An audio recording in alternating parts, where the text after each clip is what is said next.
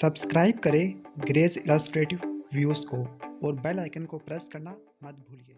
Bismillahirrahmanirrahim. Today's topic of discussion is cervical part of sympathetic trunk या cervical sympathetic chain. तो आपको एक बात तो पता है कि जो sympathetic chain या sympathetic trunk या sympathetic ganglia, तो ये sympathetic trunk एक गैंग्लिया की चेन होती है जो आपको तमाम वर्टिब्रा की लेवल पे देखने को मिलती है, यानी कॉक्सिक्स तक एक्सटेंड करती है और कॉक्सिक्स पे आने के बाद एक गैंग्लियोनिक इम्पायर बनाती है। तो जो सिंपैथेटिक ट्रंक का वो वाला पार्ट जो सर्वाइकल रीजन के अंदर होगा, जहाँ पे C1 C2 C3 C4 C5 C6 C7 C8 cervical nerves आपस में ये कम्युनिकेट करती है, तो उसको बोलते हैं cervical part of sympathetic trunk. Sympathetic trunk के अंदर आपको असल में पोस्ट गैंग्लियोनिक न्यूरॉन की सेल बॉडी देखने को मिलती है। यहाँ पे प्री गैंग्लियोनिक वाले न्यूरॉन साइनैप्स करते हैं, बल्कि कुछ ऐसे भी होते हैं पोस्ट गैंग्लियोनिक न्यूरॉन जिसमें साइनैप्स करने के बजाय इसमें से पास कर जाती है। ठीक हो गया, तो इसमें साइनैप्स भी हमें देखने को मिलता है और साइनैप्स नहीं भी देखने को मिलता। और एक बात तो आपको पता है कि जो होता है सिंपैथेटिक जो होती है सिंपैथेटिक नर्वस सिस्टम, वो निकलता होता है T1 से लेकर L2 सेगमेंट से निकलता होता है। ठीक हो गया, T1 से लेकर L2। जो cervical part of sympathetic trunk वो तो पड़ा होगा सर्वाइकल वर्टिब्रा के अगेंस्ट पड़ा हुआ होगा। तो अगर आपको इस डायग्राम से दिखाता हूं तो इस डायग्राम के अंदर आपको नजर आ रहा होगा कि सर्वाइकल सिंपैथेटिक ट्रंक, ठीक है। और नॉर्मली आपको पता है कि कितनी सर्वाइकल नर्व होती है, इससे आपको पता है 8 सर्वाइकल नर्व होती है, 7 सर्वाइकल वर्टिब्रा होते हैं, तो आपको 8 ही सर्वाइकल सिंपैथेटिक गैंग्लिया देखने को मिलते थे। लेकिन यहाँ पे ये होता है कि C1 C2 C3 C4 ये मिलकर बना लेते हैं सुपीरियर सर्वाइकल गैंग्लिया, जबकि C5 C6 ये मिलकर बना लेते हैं मिडल सर्वाइकल गैंग्लिया, और C7 और C8 के लिए जो होते हैं गैंग्लिया वो बना लेते हैं इंफीरियर सर्वाइकल गैंग्लिया। तो यहाँ पर आपको बजाय 8 सर्वाइकल गैंग्लिया देखने को आपको 3 देखने को मिलते हैं, superior middle and inferior cervical ganglia. ठीक है, ये हो गया, यानी C1 से लेकर C2 C3 C4 इसका हो गया, C5 C6 इसका मिलकर हो गया, और C7 C8 इसका हो गया। तो जो cervical part of sympathetic chain होती है वो असल में सर्वाइकल वर्टिब्रल कॉलम की लैटरली पड़ी होती है, और आपको पता है कि कैरोटिड शीथ से पीछे पड़ी हुई होती है, कैरोटिड शीथ के पोस्टीरियर वॉल के अंदर ये एम्बेड होती है। अब आपको एक बात तो पता है कि जो व्हाइट रोमाइक कम्युनिकेटिव्स नेक के अंदर नहीं होते, जो व्हाइट रोमाइक कम्युनिकेटिव्स होते हैं वो आपको T1 से लेकर L2 में देखने को मिलते हैं। अब ये व्हाइट रोमाइक कम्युनिकेटिव्स होते क्या है? व्हाइट रोमाइक कम्युनिकेटिव्स असल में इनको इनकमिंग रूट क्यों कहते हैं, क्योंकि व्हाइट रोमाइक कम्युनिकेटिव्स इसी का मेन फंक्शन होता है कि जो पोस्ट गैंग्लियोनिक न्यूरॉन होते हैं सर्वाइकल सिंपैथेटिक चेन के अंदर, उनको जोड़ना प्री वाले से जोड़ना। ठीक है, तो प्री को पोस्ट के साथ जोड़ना गैंग्लिया के अंदर, तो वो होते हैं व्हाइट रोमाइक कम्युनिकेटिव्स। और चूंकि आपको पता है कि जो ये वाले व्हाइट रोमाइक कम्युनिकेटिव्स आपको T1 से लेकर L2 सेगमेंट में देखने को मिलते हैं, तो जो हेड को सप्लाई करने वाले जो होती है सर्वाइकल फाइबर्स होते हैं, सर्वाइकल सिंपैथेटिक ट्रंक वाले फाइबर्स होते हैं, वो असल में T1 से लेकर T4 कॉर्ड से निकलते हैं, क्योंकि आपको इसी सेगमेंट में सिंपैथेटिक नर्वस सिस्टम देखने को मिलता है। सर्वाइकल रीजन के अंदर कोई सिंपैथेटिक नर्वस सिस्टम नहीं होता। हाँ, उस एरिया को सप्लाई करने के लिए जो फाइबर होती है वो T1 से लेकर T4 में निकलते हैं। अब रिलेशनशिप आपको करने की कोई ज़रूरत नहीं है। अब यहाँ पे गैंग्लिया को पढ़ लेते हैं। नॉर्मली आपको 8 सिंपैथेटिक गैंग्लिया देखने को मिलते थे, क्योंकि 8 ही सर्वाइकल नर्व होती है, लेकिन यहाँ पर आपको कितने गैंग्लिया देखने को मिलते हैं? यहाँ पर आपको 3 देखने को मिलते हैं। मतलब C1 C2 C3 C4 का मिलकर एक सुपीरियर बन गया, C5 C6 का मतलब मिलकर क्या बन गया? मिडल, और आपको C7 C8 का मिलकर इंफीरियर। एक बात तो आपको बता दें, व्हाइट रोमाइक कम्युनिकेटिव्स क्या होते हैं?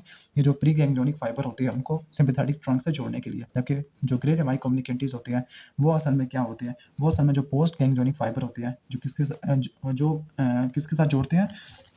सर्वाइकल नर्व्स के साथ, तो वो होती है, यानी ऐसे कनेक्शन जो पोस्ट गैंग्लियोनिक न्यूरॉन को जो सिंपैथेटिक चेन के अंदर होते हैं उनको स्पाइनल नर्व से जोड़े, तो उसको बोलते हैं ग्रे रोमाइक कम्युनिकेटिव्स। और ऐसे कम्युनिकेशंस जो कि प्री गैंग्लियोनिक फाइबर को पोस्ट गैंग्लियोनिक फाइबर के साथ जोड़े, तो उसको बोलते हैं व्हाइट रोमाइक कम्युनिकेटिव्स। व्हाइट रोमाइक कम्युनिकेटिव्स आपको तकरीबन आपको T1 से लेकर L2 सेगमेंट में देखने को मिलते हैं। और आपको पता है कि जो सर्वाइकल नर्व होती है या फिर जो स्पाइनल नर्व्स होती है वो तमाम लेवल से निकलती है, तो फिर जो ग्रे रोमाइक कम्युनिकेटिव्स आपको थर्ड लेवल पे देखने को मिलते हैं।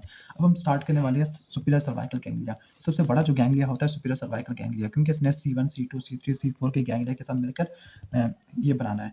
तो ये जो पड़ा होता है ये स्कल से नीचे पड़ा हुआ होता है, इसका आपने वर्टिब्रा नोट करनी है। तो ये C2 C3 वर्टिब्रा के लेवल के ऊपर पड़ा होता है, कैरोटिड शीथ से पीछे और प्री वर्टिब्रल फेशिया के आगे पड़ा होता है। और ये किस वजह से बनता है? 4 गैंग्लिया के मिलने की वजह से, C1 C2 C3 C4। अब इसकी ब्रांचेस क्या होती है? अब जो ब्रांचेस आपने तैयार करनी है वो आपने ब्रांचेस यहाँ से देखनी है। अब गैंग्लिया से 3 तरह की ब्रांचेस निकलती है।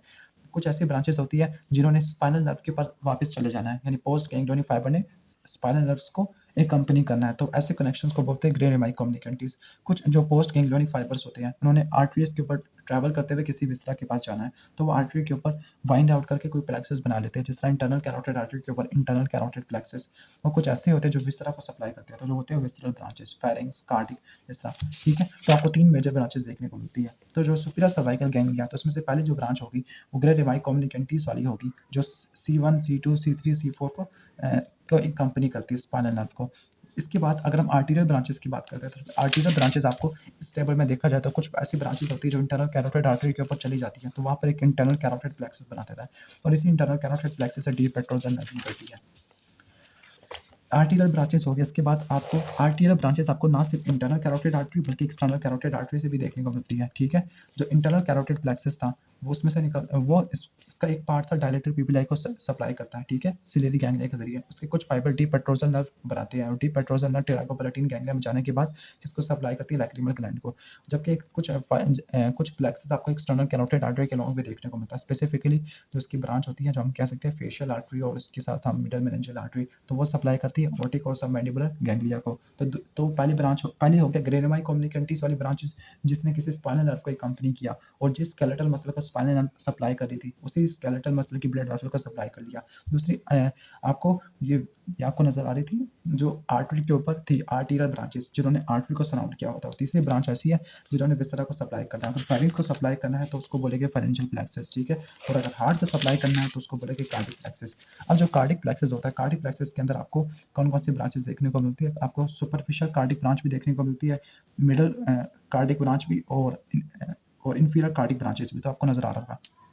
तो ये आपको नजर आ रहा होगा डीप कार्डिक प्लेक्सस, ठीक है, ये वाला डीप कार्डिक प्लेक्सस आपको नजर आ रहा होगा, और ये सुपरफिशियल कार्डिक प्लेक्सस, ये वाला सुपरफिशियल कार्डिक प्लेक्सस।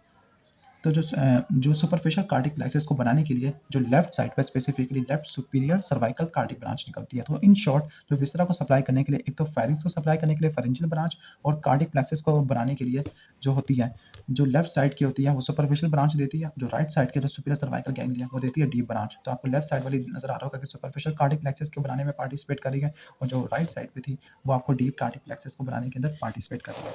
अब है मिडल सर्वाइकल गैंग्लिया। तो मिडल सर्वाइकल गैंग्लिया ये पड़ा हुआ होता है C6 वर्टिब्रा पर, जो सुपीरियर सर्वाइकल गैंग्लिया ये C2 C3 वर्टिब्रा के लेवल पे पड़ा हुआ था, ठीक है। और ये जो एक लूप, ये जो गैंग्लिया होता है मिडल सर्वाइकल गैंग्लिया, ये वाला गैंग्लिया एक लूप बनाता है सबक्लेविन आर्टरी के अराउंड, और इस लूप के अंदर आपको C5 C6 के फाइबर देखने को मिलते हैं, और इस लूप को चूंकि सबक्लेविन आर्टरी को सराउंड कर रहा है तो उसको बोलते हैं एंसा सबक्लेविया। एक होता है एंसा सर्विकैलिस, एक होता है एंसा सबक्लेविया। तो एंसा सबक्लेविया के अंदर आपको C5 C6 के गैंग्लिया कनेक्शंस देखने को मिलते हैं, जबकि आपको एंसा सर्विकैलिस के अंदर C1 C2 C3, और जो एंसा सर्विकैलिस इसने इंफ्राहाइड मसल को सप्लाई करना है। अब इसकी भी ब्रांचेस बिल्कुल वैसे ही होगी कि कुछ ब्रांचेस हो गई ग्रे रेमाई कम्युनिकेंटीज जिन्होंने जाना होगा वेंट्रल रेमाई और C5 C6 सर्वाइकल नर्व के पास, और कुछ विसरल ब्रांचेस होगी जिन्होंने जाना होगा ट्रैकिया के पास, थायराइड के पास, और इसके बाद यहाँ से आपको मिडल सर्वाइकल कार्डिक ब्रांच भी देखने को मिलती है, ठीक है, जो डीप कार्डिक प्लेक्सस बनाती है। जो डीप कार्डिक प्लेक्सस होगा तकरीबन तमाम से मिलकर बनता हुआ है। इसके बाद हम बात करते हैं इंफीरियर सर्वाइकल गैंग्लिया। तो इंफीरियर सर्वाइकल गैंग्लिया 7वें और 8वें गैंग्लिया के मिलने से बनता है, और असल में ये T1 या फर्स्ट थोरेसिक गैंग्लिया से भी यूनाइट करता है, जिसको बोलते हैं इन दोनों को मिलाने के बाद बनता है स्टीरॉयड गैंग्लिया या सर्वाइकल थोरेसिक गैंग्लिया, ठीक है।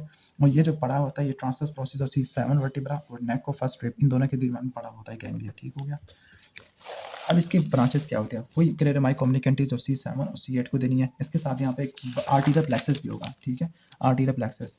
जो आर्टीरियल प्लेक्सस था, आर्टीरियल ब्रांचेस थी मिडल सर्वाइकल गैंग्लिया की, वो दिन थायराइड आर्टरी के जरिए आती है, इंफीरियर थायराइड आर्टरी, जबकि इंफीरियर सर्वाइकल गैंग्लिया के सबक्लेविन आर्टरी वर्टिब्रल आर्टरी के राउंड होती है, और वही प्लेक्सस बना लेती है जो आर्टरी का नाम होता है, जिस तरह वर्टिब्रल आर्टरी का वर्टिब्रल प्लेक्सस, और विसरल ब्रांचेस वही cardiac plexus, specifically deep cardiac plexus को बनाने के लिए यहाँ से ब्रांचेस आती हैं।